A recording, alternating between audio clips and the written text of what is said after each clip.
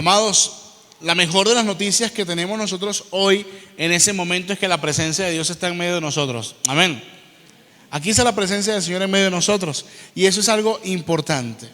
Y hoy hablaremos de una historia muy peculiar, pero también una historia donde vemos a un Jesús que desafía la tradición, desafía lo que tal vez se pensaba en aquel momento, la mala interpretación de la palabra del Señor. Pero también el Señor desafía algo que a nosotros nos hace falta, y es que el Señor, estaba un hombre con la mano seca y en ese momento ese hombre, al obedecer al Señor, recibió sanidad.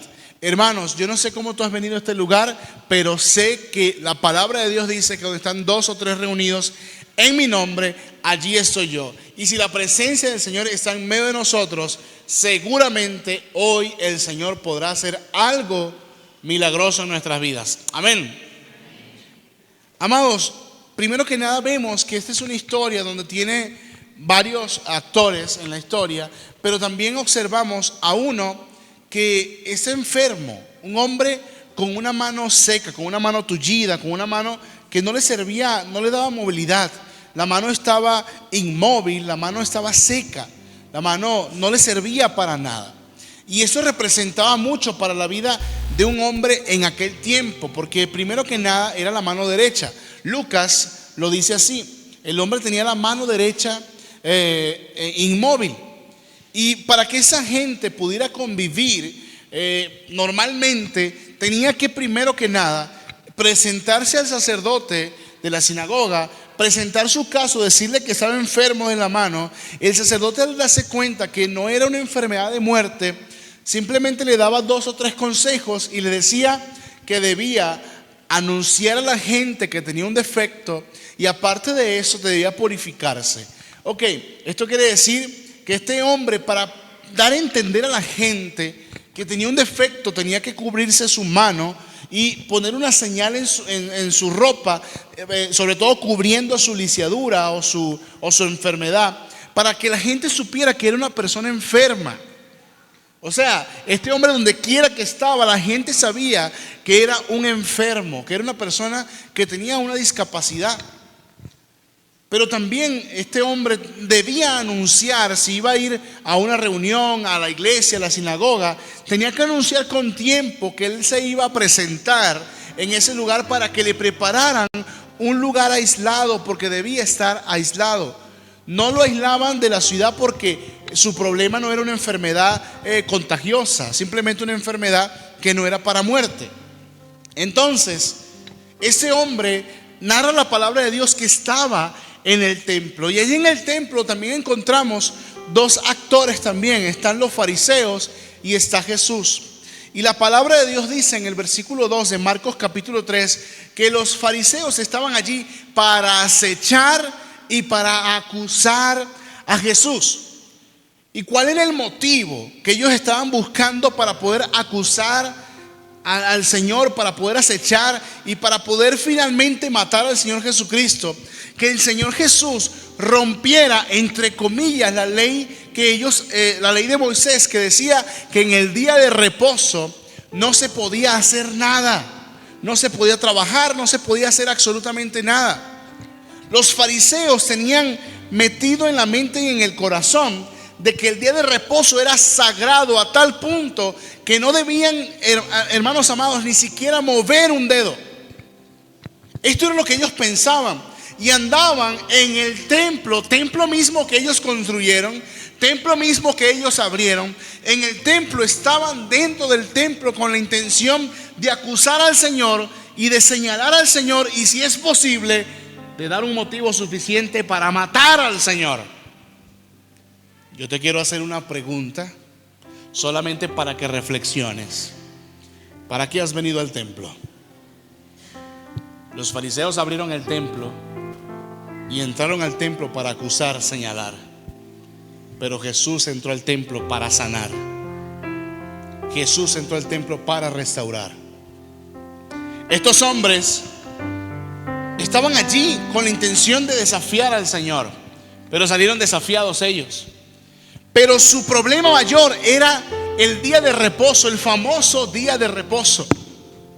La palabra de Dios dice en el libro de Génesis capítulo 2, versículo 2, Génesis capítulo 2, versículo 2.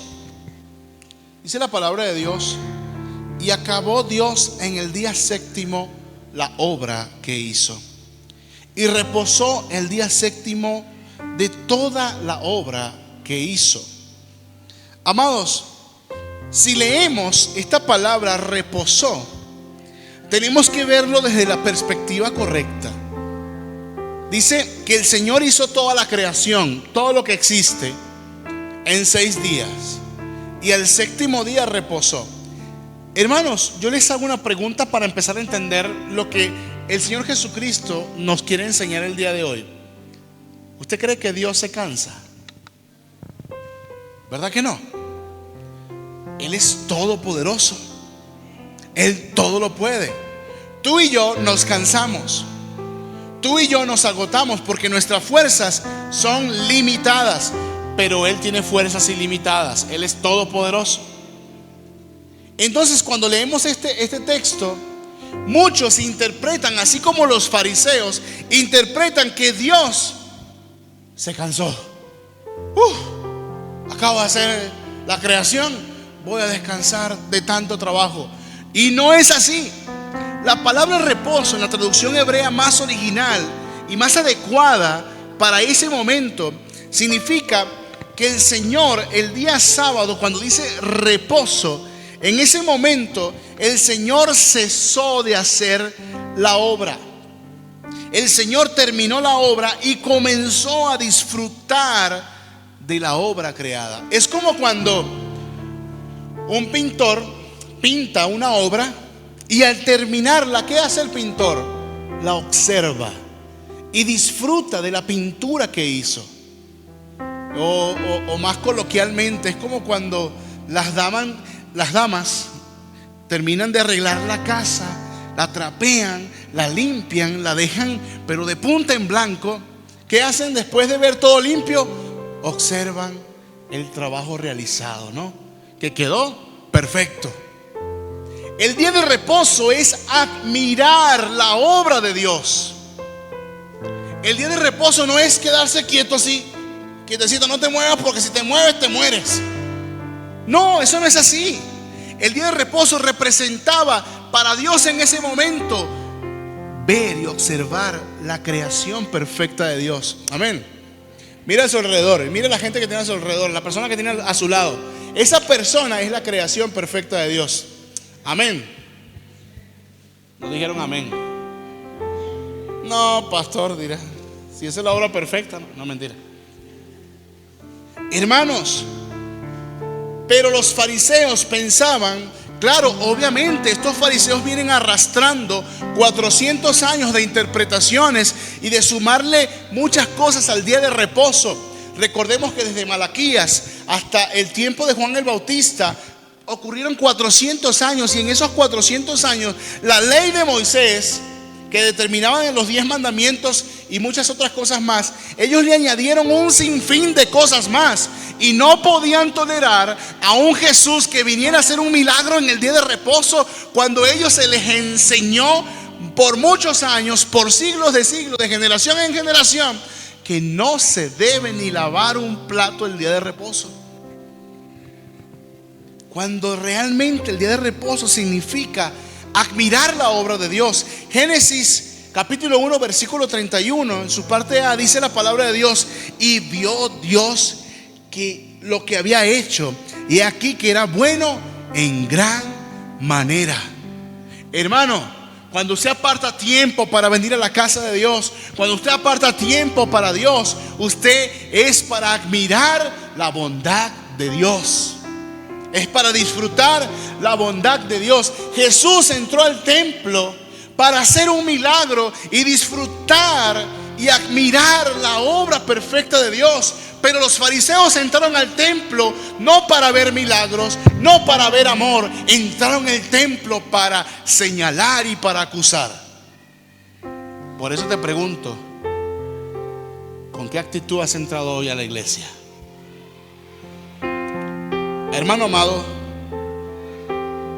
Pero esta admiración de Dios se corrompió en Génesis capítulo 3. ¿Por qué? Porque entró el pecado a la humanidad.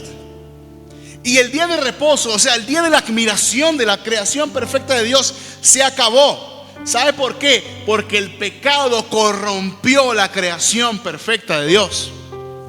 Y es por eso que el Señor Jesús, en el libro de Juan capítulo 5, versículos 16 y 17, cuando es señalado por, entre comillas, corromper el día de reposo, Él les dice lo siguiente.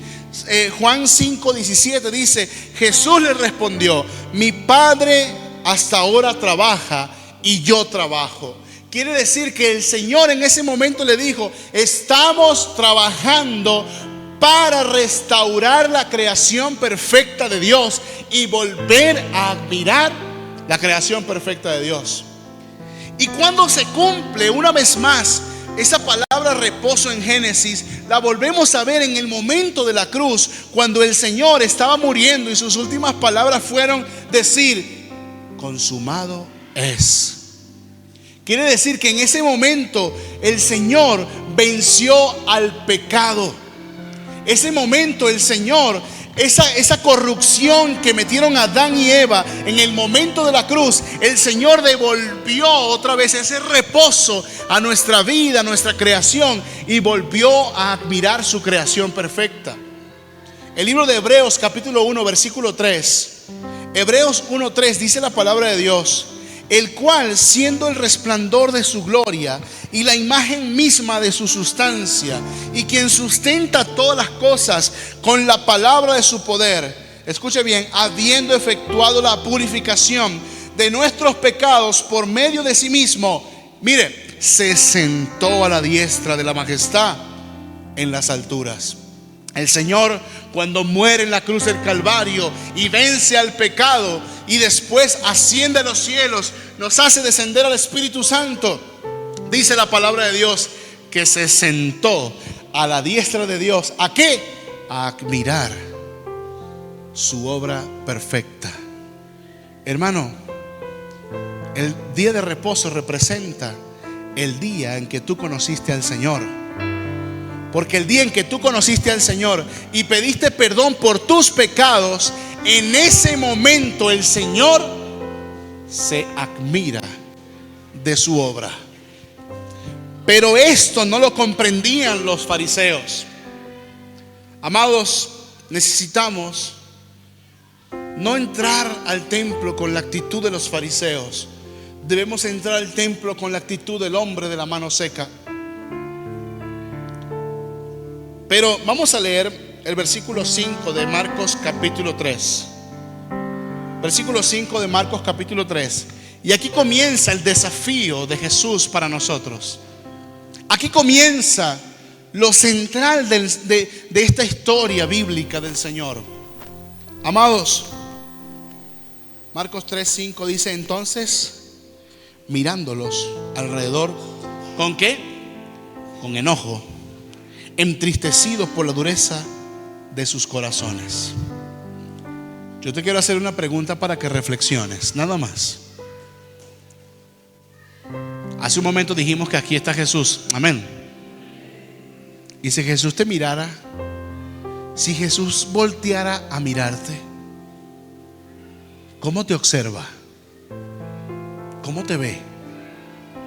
La palabra de Dios dice que Él estaba en el templo y los miró alrededor con enojo, con tristeza por la dureza de sus corazones.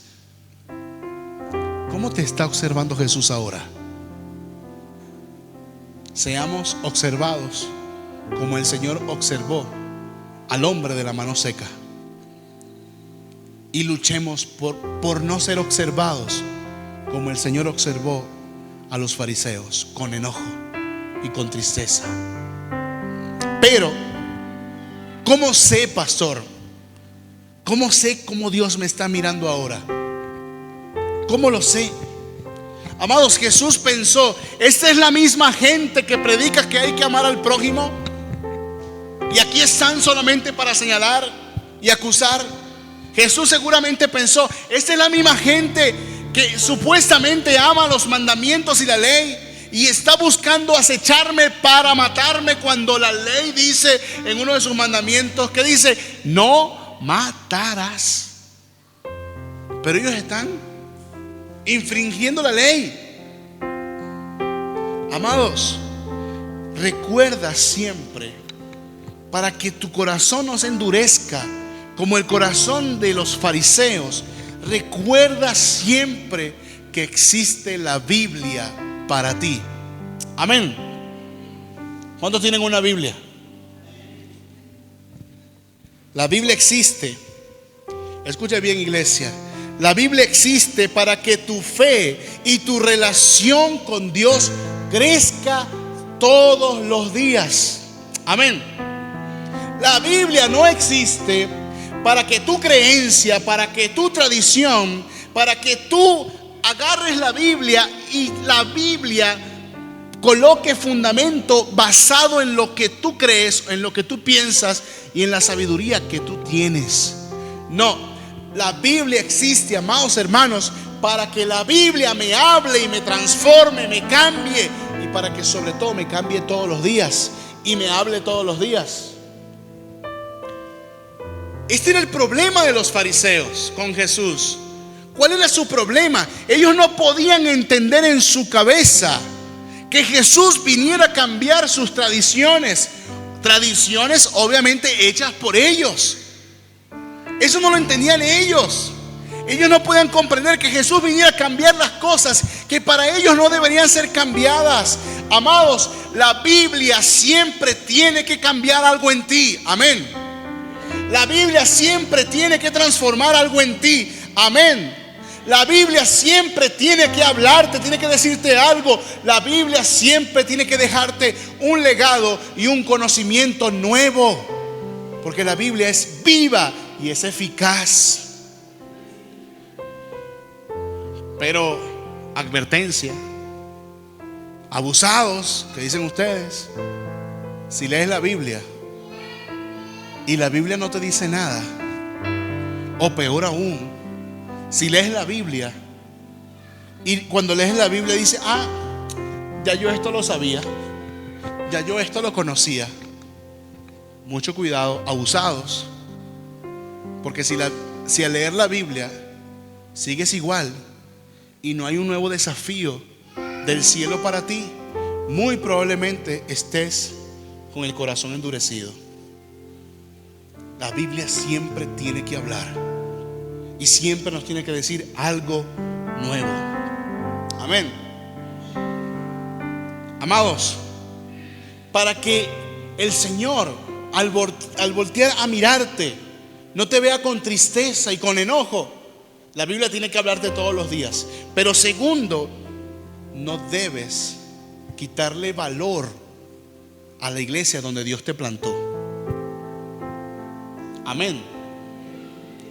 A veces entramos a la iglesia con la finalidad de observar nada más y de ver nada más, pero no de valorar. A veces entramos a la iglesia con la finalidad de seguir observando defectos, cuando el Señor tiene que transformar tu vida, y al entrar a la iglesia tienes que dejar de ver defectos y tienes que empezar a ver la iglesia con afecto. Amén. Porque el problema de los fariseos era que Jesús estaba haciendo milagros, cosas que él no hacía, que ellos no hacían, perdón. Jesús hacía milagros, pero ellos no hacían milagros. Ese hombre de la mano seca seguramente muchas veces fue al templo y nunca ocurrió un milagro. ¿Y sabe qué se atrevieron a decir los fariseos? Ay, ese Jesús anda haciendo milagros. Anda haciendo milagros. Y ¿sabe qué dijeron? Seguramente con la ayuda de Belcebú. Empezaron a decir: Jesús anda haciendo milagros con la ayuda del diablo. El diablo es usted, si usted piensa eso. Ellos no podían entender que Jesús hiciera algo que ellos no podían hacer. Y eso es quitarle valor a lo que hace Jesús. Hermano, valore a su iglesia. Amén. Dígale que está a su lado: valórame un poquito más. Dígale sin miedo: valórame. ¿Sabe por qué? ¿Sabes cuándo vas a comprender que debes amar más tu iglesia cuando comiences a ver tu iglesia con los ojos que Dios nos ve. ¿Sabes cuándo vas a apreciar más el ministerio de tu pastor y no el ministerio de otros pastores que en YouTube que ni lo conocen a usted? ¿Sabes cuándo? Cuando observes que tu pastor ora por ti y que tu pastor es imperfecto también, pero el Señor en su perfección me ve con ojos de gracia, al igual que debes hacerlo tú. Un solo amén y calladito. Necesitamos valorar más lo que Dios nos ha puesto en las manos. Los fariseos no podían valorar a Jesús, pero lo tercero, para que el Señor nos mire con agrado y no con enojo, es que necesitas reavivar la llama de la pasión por Dios. Necesitas volver al primer amor. Para que dejes de ver tantos defectos, necesitas el amor de Dios que te hará ver tu iglesia y el ministerio que el Señor te ha dado, esa iglesia, con afecto. Pero ¿cómo reavivar la pasión por Dios? Sabes, en el peor momento de la vida espiritual y emocional de David, cuando fue descubierto por el profeta Natán su pecado, lo que hizo David, ¿sabes qué escribió David? Escribió el Salmo 51 de los versos 9 al 12, que dicen, Salmo 51 de los versos 9 al 12 dice: esconde tu rostro de mis pecados y borra todas mis maldades. Crea en mí, oh Dios, un corazón limpio y renueva un espíritu recto dentro de mí. No me eches de delante de ti, ni me quites de mí tu Santo Espíritu. Vuélveme al gozo de tu salvación y espíritu noble me sustente. Iglesia, necesitas volver a la pasión por Dios. Y para volver a la pasión por Dios, necesitas saber que en algún momento eres o sigues siendo un hombre con la mano seca. Pero hay algo, iglesia, que es indetenible. Y sabes, ese algo es el poder de Dios. El poder de Dios no se limitan por los que no creen. El poder de Dios crece y avanza por los que creen. Amén. Dice la palabra de Dios que ahí estaban los fariseos con la intención de señalar y la intención de acusar. Y sabes, Jesús, al ver que eran muchos, Jesús no dijo: ay, hay mucha oposición, hay mucha gente que no cree. Jesús solamente le bastó que un hombre que tenía la mano seca creyera y no más. Y allí el poder de Dios se manifestó. Amén. Hermano, ninguna opinión humana puede prevalecer por encima de la opinión y de la palabra de Dios. Ninguna. Así te critiquen y te digan, si Dios está contigo, usted avance. Porque la palabra de Dios dice que usted es más que vencedor por medio de aquel que te ha llamado. Y ese es Cristo Jesús. Los fariseos estaban para acechar y para acusar, y al Señor no le importó eso. A Él le importó ese hombre que por años estaba padeciendo de esa enfermedad. Porque el Señor se mueve por fe y por la necesidad de nuestros corazones, no por los que critican. Pero, amados, hay algo que quiero que nos centremos ahora en el hombre de la mano seca. ¿Qué puede representar la mano seca para nuestras vidas? Problemas, deudas, problemas familiares, enfermedad, y pare de contar. Puede representar muchas cosas. Pero la pregunta es, pastor, yo quiero dejar que Dios haga un milagro en mí. Amén. ¿Cuántos quieren que Dios haga un milagro en sus vidas? Levante la mano. Si lo cree de verdad, levante la mano. Todos necesitamos que Dios haga una obra, un milagro en nosotros. Pero para que ese milagro suceda, es necesario hacer lo siguiente. ¿Sabes? Este hombre tenía una mano seca. Este hombre tenía un problema que por años le aquejaba. Pero ¿dónde estaba este hombre? ¿Dónde se encontraba? En la iglesia, en la sinagoga. Este hombre, a pesar de sus luchas, a pesar de su mano seca, estaba en el templo. estaba buscando a Dios. Pero ¿qué pasa con nosotros? Ay, no, pastor, es que estoy ore y ore y ore y parece que Dios no me escucha. ¿Y qué hacen? Se alejan del lugar donde Dios te puede sanar la mano seca.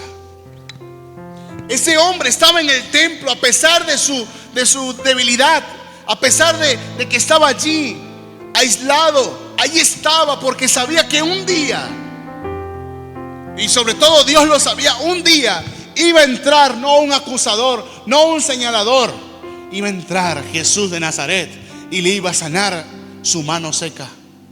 Un día, iglesia, un día,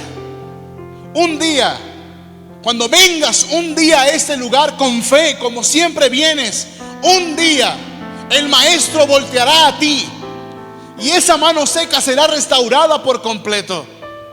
El Maestro volteará a verte y te hará un milagro. Pero el milagro sucederá en el lugar donde Dios ha determinado que suceda. Pero dígale que está a su lado: levántate. Dígale: levántate.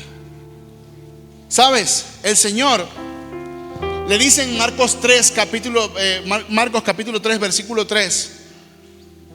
Dice: entonces dijo al hombre que tenía la mano seca: levántate y ponte en medio. Levántate y ponte en medio. Ese hombre estaba aislado. Recuerda que no puede tener gente a su alrededor. Era un enfermo, estaba aislado, escondido prácticamente. Y le dijo: vamos, levántate y ponte en medio. ¿Y qué hizo este hombre? Se levantó y se puso en medio. Hermano, a veces queremos que Dios haga un milagro, literalmente, y estamos así: ay, Señor, págame la deuda, Señor. Y aquí me quedo acostadito durmiendo hasta las 12 del mediodía. Que me caiga aquí la platica, Señor, aquí en el pechito. Y ahí nos quedamos. Y nos andamos quejando: ay, Dios mío, ¿cuándo es que vas a hacer el milagro? Queremos que el Señor nos sane y andamos mal y seguimos tomando coca como locos. Y el azúcar a 300. No, pero con una coquita se me baja el azúcar. Se te va a bajar. Se te baja la vida. Estamos enfermos y nos mandan medicamentos y nos dicen los doctores que el Señor los utiliza a través de la sabiduría que Dios mismo le dio. Y nos dice: tómese esto, tómese aquello, tómese lo otro. Ay, no, yo no tomo pastillas porque eso es del diablo. ¿El diablo qué tienes tú adentro? Tienes que levantarte en fe. Si estás endeudado, levántate a las 5 de la mañana y a trabajar desde las 5 de la mañana hasta que las fuerzas te den. Porque en ese levantarse el Señor puede hacer un milagro. El hombre estaba en un rincón y le dice: levántate, vamos, levántate. Tuvo que mostrarle y el Señor y el hombre actuar y levantarse para ver un milagro. Amén. Pero lo tercero, y amárrense los cinturones, versículo 5 de Marcos 3. Dice la palabra de Dios, Marcos capítulo 3, versículo 5, dice: entonces, mirándolos alrededor con enojo, entristecido por la dureza de sus corazones, dijo al hombre: extiende, ¿qué? Tu mano. Y él la extendió y la mano le fue restaurada sana. Amados, este hombre obedeció al Señor en todo lo que le dijo. Este hombre no se puso a pensar, porque él lo pudo haber pensado. El Señor le dice: levántate y ponte en medio, ¿cierto? Y después le dice: extiende tu mano. La mano mala, le dice: extiende tu mano. Este hombre le pudo haber dicho a Jesús: no puedo mover mi mano, está seca. ¿Sí o no? Él le pudo haber dicho: pero ¿cómo me extiendo mi mano si la mano no me sirve para nada? Amados, a Dios no hay que entenderlo. A Dios simplemente hay que obedecerlo. Si Dios dice que ames a tu prójimo, así se porte mal, así le vaya a la América, ámalo. Amén. Si Dios te dice que debes venir a la iglesia, que debes congregarte. Usted obedezca al Señor, lo que dice su palabra. Si el Señor te dice diezma y ofrenda, obedezca, no saque cuentas, porque cuando te pones a sacar cuentas, no hay milagro. A Dios se le obedece. Y este hombre dice que se puso en medio y dijo el Señor: extiende tu mano. Y dijo: no sé, yo voy a intentar extender la mano. Y cuando empezó a extender la mano se puso así de frente y la mano fue sanada en ese instante, porque decidió obedecer a Jesús. El evangelio no se trata de calcularlo. El evangelio se trata de obedecer lo que Dios dice y ya. Amén. Esto fue lo que hizo este hombre. Pero hay algo que con esto termino. Amados, yo me preguntaba leyendo esta historia, ¿por qué Jesús puso a este hombre en medio? ¿Por qué Jesús mostró la debilidad de este hombre ante toda la gente? Amados, pararse en medio de la gente y mostrar nuestra debilidad o defectos, eso es difícil. Si no, la muestra es nuestras redes sociales. Si yo me meto en sus redes sociales, en Facebook, en lo que usted tenga de redes sociales, allí usted tiene su mejor foto y con los 10,000 filtros habidos y por haber. ¿Sí o no? Nadie sube ninguna mujer sube una foto recién parada, así, chas, recién parada, con todo lo que sale en la noche, ¿verdad? En el rostro. Nadie, porque mostramos nuestra mejor versión. A tal punto que tantos filtros que le meten que uno lo ve así en vivo y dice: no, pero esta es otra gente. Este no es el mismo del Facebook. ¿Por qué? Porque humanamente siempre queremos mostrar lo mejor de nosotros. Jesús le pidió a este hombre que mostrara lo peor de él. ¿Pero por qué? ¿Por qué? Amados, porque cuando le abres tu corazón a Dios con sinceridad, sin temor a lo que diga la gente, cuando le muestras a Él tu debilidad, estás a punto de ver un milagro en tu vida. Porque no se trata de lo que ve la gente, se trata de lo que está viendo Jesús en ti. Jesús no está viendo tu debilidad, Jesús está viendo tu atrevimiento, tu fe en medio de la gente. Amén. Amado, si la gente ve tus defectos, recuerda que Jesús ve un milagro. Ve un milagro. Cuando tus defectos sean exhibidos, cuando presentes tus vulnerabilidades a Jesús, recuerda que Jesús no quiere humillarte, Jesús quiere sanarte. Amados, mi oración como siervo de Dios para esta iglesia, mi ministerio como siervo de Dios en vida en familia, en esta iglesia en la cual usted se encuentra, uno de los grandes anhelos de mi corazón para esta iglesia es que todos los que sean parte de esta iglesia siempre tengan un lugar a pesar de sus vulnerabilidades, a pesar de sus defectos. Amén. Porque acá siempre tiene que haber un lugar para los que tenemos manos secas. Hermanos, yo anhelo y sueño que esta iglesia se deje de escandalizar por las manos secas del prójimo. Debemos dejar de escandalizarnos por los defectos de los demás y recordar lo que la palabra dice en el libro de Mateo capítulo 7, que antes de ver la paja tenemos que ver la viga en el ojo que nos carcome. Amén. Porque eso lo dice la Biblia. Hermano amado, si usted ve a alguien con la mano seca y esa persona está caída por sus defectos, por sus debilidades, por sus vulnerabilidades, usted recuerde, si tiene la mano hoy Si usted hoy su fe está activa y usted ha sido sanado y su mano que en un momento estaba tullida, hoy está sanada por el poder de Dios, esa mano no es para señalar a su hermano, esa mano es para correr y levantar a su hermano. Porque la gracia que Dios ha derramado sobre ti es para que la compartas y la multipliques en más gracia. Hoy tú estás llamado, si tu mano ha sido sanada, restaurada por el poder de Dios, si el Señor te ha perdonado los pecados, no es para que te pongas en las mieles de la santidad, en los atrios de santidad para señalar a la gente. No, es para que más abajo estés y más gente rescates de las manos secas. Ese es el anhelo que yo como ministro del Señor tengo para esta iglesia. Y que si vemos gente caer, vamos corriendo a levantarlas, no a señalarlas ni acusarlas. Amados, entiende que este lugar está hecho para que convivas con gente que tiene manos secas.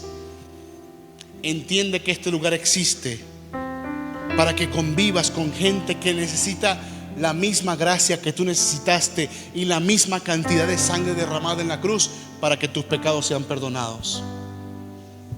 Amén. La iglesia no es un club de santos. La iglesia es un club de perdonados y de perdonadores. Eso es la iglesia. Termino con esta pregunta: ¿cómo saldrás de aquí? ¿Cómo te irás hoy de este lugar? ¿Cómo? Te invito a que te pongas sobre tus pies.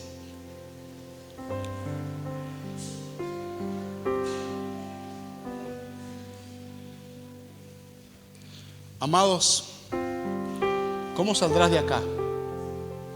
Marcos 3, versículo 6. Así termina la historia de los fariseos. Los fariseos observaron el milagro que Dios hizo en su propia iglesia, en la iglesia que ellos mismos construyeron.